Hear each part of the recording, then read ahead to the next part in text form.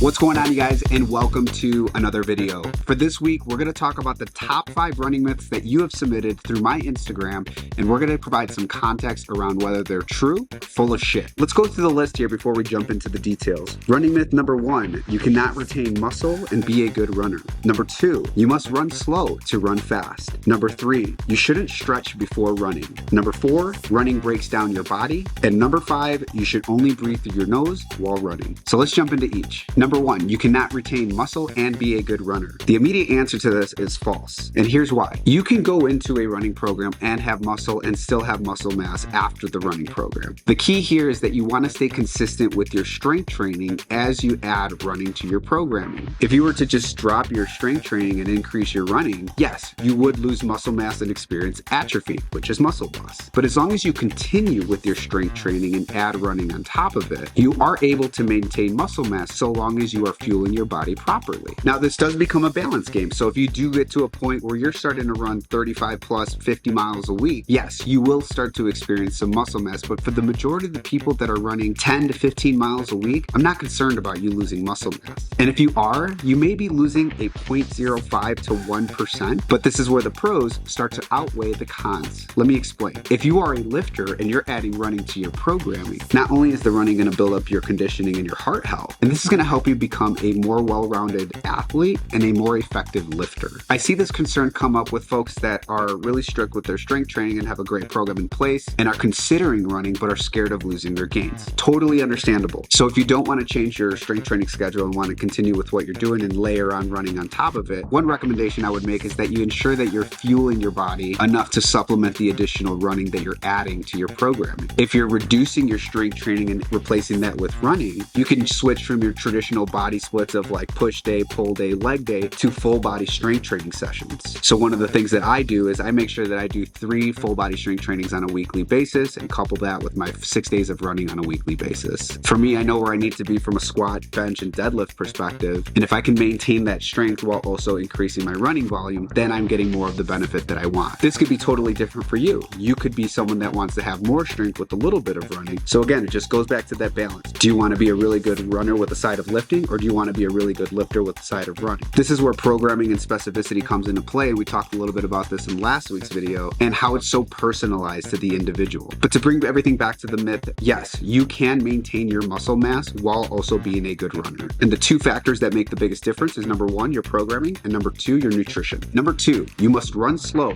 to run fast. Now, before giving my answer, there are 2 camps when it comes to running. There's your camp number 1 that says you must run fast in order to run fast, and then there's camp 2 that says you must run slow in order to run fast. I am in the camp of running slow to run fast. So for me, that running myth stands true. And here's why. I believe that if you're a novice runner or a beginner runner, you should not be going into the track and doing these high intensity workouts. The reason why is because your body isn't adjusted to the type of load and intensity that you're about to put on it. We haven't had enough time on feet to develop form and efficiency, and you haven't built up the conditioning and your heart health to sustain that type of workout. And if your conditioning and endurance isn't up to par, then this impacts your form and then everything becomes a mess, increases the risk of injury. But if we take things slow and we start off with building a base and a foundation from a running standpoint, we get a couple of things to think about. Number 1, we're making our body more durable. What do I mean by that? Our soft tissue, like our tendons and ligaments, more specifically our Achilles tendon, will benefit from starting slow and focusing more on time on feet so that it builds durability so it knows how much load it's taking on versus it being thrown into something intense. Number 2, you're building your endurance and your heart health to sustain longer durations of training. By focusing on going low intensity but longer, we also get more time on feet that helps us with our form and help us become an efficient runner. So if you can develop your form, your heart health, and your durability in your body, you're going to have an amazing foundation to work off of. So then when you do add that intensity of speed and power workouts, your body can handle it and your risk of injury goes down. Now, all of this sounds great in theory, running. But let's look at some numbers. So one of the things that I did 3 years ago when I started to train slow to train fast was I would do a test. I would do a 1 hour run, trying to keep my heart rate under 150 BPMs, and I would see how far my distance is. The governor was my heart rate under 150, and the time was for 1 hour. 3 years ago, I was at roughly 4.7 miles is what I would cover in 1 hour. And here in 2023, I'm running 7 miles in 1 hour while keeping my heart rate under 150 BPMs. This has told me that my heart health and my efficiency as a runner has increased dramatically. And those 7-mile runs are now considered my easy runs. I'm not needing to carb load or anything like that. These are simple, easy runs that I can do multiple times throughout the week. So as I think about this myth, I always tell folks, think long term. In last week's video, one of the comments I made is the whole goal in all of this is to be fit for life. And I'll say one more thing before I get off my soapbox on this topic. Training hard can hurt you. Training slow will not hurt you. Just something to keep in mind. Running myth number 3, you shouldn't stretch before running. This is false, and here's why. It's gonna depend on the type of stretching that you're doing. I think when people think of stretching, they think of static stretching, where you get into a position and you just hold it. That is not the type of stretching that you wanna do before running. The reason why is because if you have some knots and you're trying to wake up the body, think of your muscle kind of like the knitting on your shirt here, right? If there's a knot and you start to pull that shirt, it's gonna make the knot tighter. So instead of doing static stretching, one of the things I always recommend is to do dynamic stretching, which that type of stretching is emulating movements of the activity that you're about to conduct. So in this instance with running, we want to be doing leg swings, inward, outward, forward, backward, some high knees, butt kicks.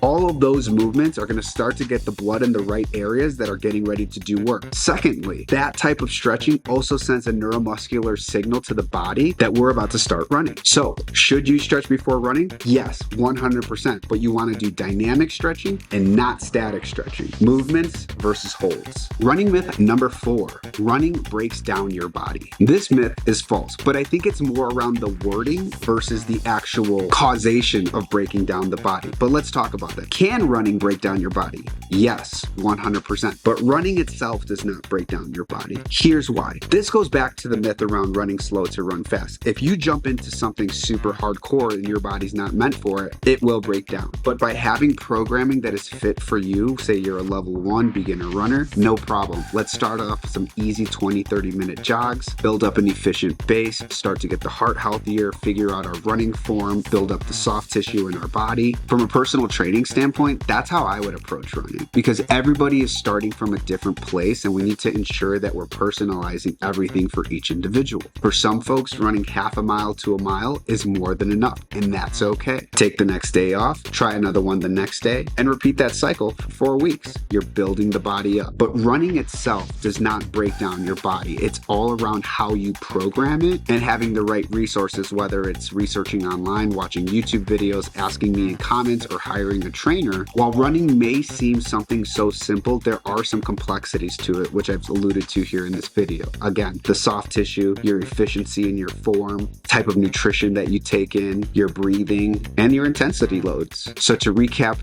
running myth number 4, running breaks down your body, absolutely false. Running myth number 5, you should only breathe through your nose while running. This is an interesting topic because I definitely went through a phase where I was only breathing through my nose, and I understand why people push this so hard. So a couple things about breathing through your nose versus breathing through your mouth. In the simplest form, and I'm probably screwing this up, when it comes to breathing in through your nose, the amount of oxygen that actually gets absorbed into your body versus the amount of oxygen that gets absorbed while breathing through your mouth is much higher through the nose than it is through the mouth. So from an efficiency standpoint, nose breathing is better.